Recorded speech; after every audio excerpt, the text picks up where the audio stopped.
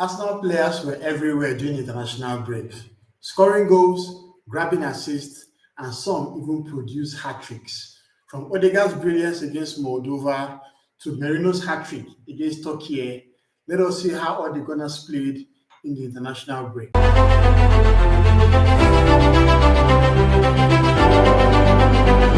Welcome back to All About Arsenal. The international break may have been a stopgap from club football, but it did not stop the Arsenal players from making headlines. Let's go through all the key performances of all the Gunners on international duty during this period. We'll start with our captain Martin Ødegaard, who is sporting a new haircut. Dark brown, more serious. And I'm sure it's going to coincide with some good form for him as well. He played for 5 minutes in the 1-0 win over Finland. Obviously, he was still coming back from injuries, and it was a friendly match. And of course, you could understand that Arsenal and Norway had engagements on how they're going to manage his minutes for that game. However, Odegaard was going to be very vital in the next game, which was the World Cup qualifier against Moldova. And in that game, he scored a goal and provided 2 assists. Odegaard's numbers against Moldova were exceptional. 134 touches, 13 passes to the final third, 11 times possession won, 9 duels won, 9 touches in the position box, 8 chances created, 3 fouls won, 3 tackles made, 2 interceptions, 3 big chances created, 2 assists, 1 goal. Yes, the position might have been Moldova, but Odegaard got back into the groove, which is more important. Haaland scored, I think, 4 or 5 goals in that game, and Odegaard was having so much fun. That's the Odegaard that we want to see, not the one that has been fading, not the one that has been struggling financially at Arsenal. That's the Odegaard that we want to see against Nottingham Forest. It was a proper captain's display from the Norway captain, and Arsenal fans will be licking their lips with the prospect of seeing him strut his stuff again against Nottingham Forest. I'm very happy that Odegaard has worked his way back to full fitness, and we're hoping that this is going to be the start of something amazing in the next coming weeks. Belgium ran riot in the 2 games they played over Liechtenstein and Kazakhstan, scoring 12 goals in the process. And Leandro Trossard managed to get some valuable minutes. So, he's someone that's also struggling with injuries in recent times. He came on for just 23 minutes against Liechtenstein and played 63 minutes against Kazakhstan. Clearly, he's not fully fit, but it was good to see him get something close to 90 minutes over both games. And that's now need Trossard to be back to full fitness because we have so many games coming up after the international break. Starting with Nottingham Forest this weekend, then we have Athletic Club in the Champions League, and of course we have Manchester City, then we have Port Vale, then we have Newcastle. This run of games are they're going to be key, and we need all hands on deck to ensure that we have enough players to rotate well to feature in those games. So it was good to see Trossard get some minutes, and I'm hoping that it will be helpful as it goes on in the course of the campaign. Arsenal had the Spanish contingent that were called up for the international break for the games against Bulgaria and Turkey. Mikel Merino, David Raya, and Martin Zubimendi. In the first game that Spain won Bulgaria 3-0, Zubimendi gave an assist to Mikel Oyarzabal. And of course, Mikel Merino scored the second goal of the game, latching on to Lamine Yamal corner to make it 2-0 for Bulgaria. Kukuyera scored the 3rd goal, I think, and giving it 3-0. But when Spain traveled to Turkey, Merino was the star of that game. Yes, Pedri scored 2 goals for Spain, but Merino scored an amazing hat-trick, making it 4 goals in 2 games. This is someone that is actually a midfielder, right? But I believe that the stint he had playing as a striker for Arsenal helped him so much because it allowed him to hone his attacking instincts, come to the box late, crash into the box and get those vital shots because his finishing is quite good for a midfielder. In his last 7 games for Spain, he has scored 6 goals now. And I'm sure, obviously, he will be very, very happy to see how he's performed for his country coming back to Arsenal. And I'm sure Merino will be looking forward to playing for Arsenal when he returns back from Spain.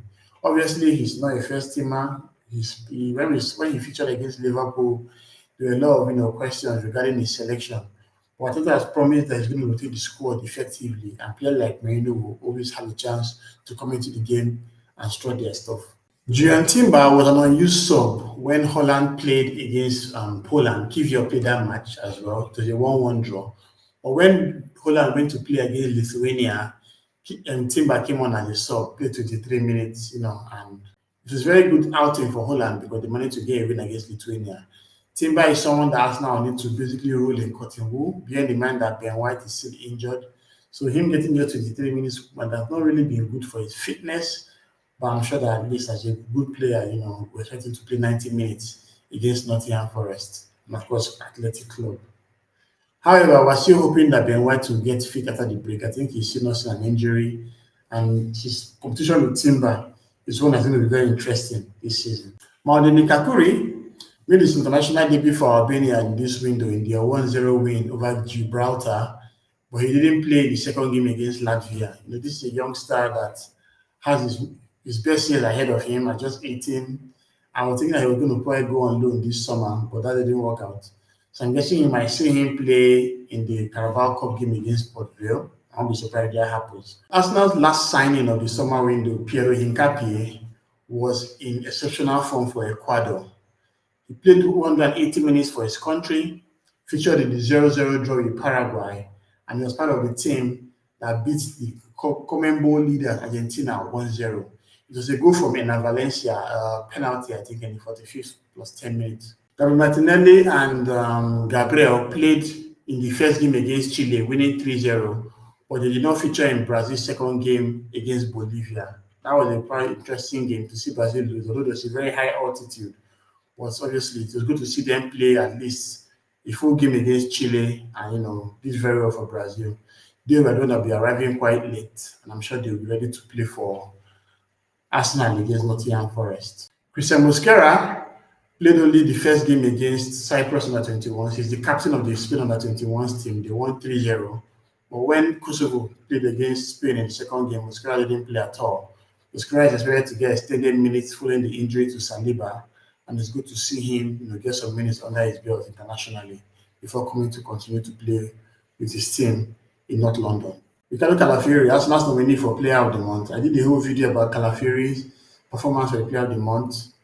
You can just check it out here. He played very well in the 5-0 win over Estonia, but he did not feature in the 5-4 win over Israel. That was quite a very strange game to see that match. Obviously, 9 goals scored, and it was good for the neutrals, but both defenses were terrible. And this Calafiori spent the entire time on the bench watching that one. So it's good to see him coming back to the squad without any injuries as well. Viktor Gyokeres played both games for Sweden, playing all 90 minutes in both games as well, but he failed to score. He was part of he had a couple of chances here and there, but he kind of struggled. Then just put it in simple terms. Alexander Isak even came as a sub in the game against Kosovo, but Sweden didn't have enough in the tank to get a victory in that game. Arsenal fans were hoping that Viktor Gyokeres was saving on his goal for Nottingham Forest, and I guess we'll have to find out where he plays against them this weekend. But it was a terrible outing for him and his nation in this international break. As for the English contingent, Eberechi, Noni Madueke, Myles, Lewis-Skelly, and Declan Rice were all called up by Thomas Tuchel for England's games against Andorra and Serbia. Rice scored a goal against Andorra and had a very good game against Serbia, creating 2 assists for his teammates. Madueke also scored in the game against Serbia, and that was his first England goal. Eberechi and Martin Ødegaard played in the first game against Andorra, but they were unused subs against Serbia. We can't wait to see Eze play his very first full game for Arsenal against Nottingham, and we're looking forward to that. And finally, Nwaneri was part of the England under-21 side that managed to secure a win against Kazakhstan. He scored a very lovely goal and also won the Player of the Match award. Nwaneri is someone that is going to play a lot of minutes this season, and we can't wait to see him in action. So it was a fantastic international break for Arsenal players. From the captain Odegaard to the young Nwaneri, Arsenal continue to shine on the global stage. Now let's see them carry this form into the Premier League. As it stands, Arsenal is currently behind Chelsea and Liverpool at the top of the table, and they will want to get the wins that we require to propel them up, in the table. But one thing I'm very happy about the international break was that there were no injuries, and of course, we need to see if that rotate the squad effectively ahead of the games coming soon. So till then, come on, you guys.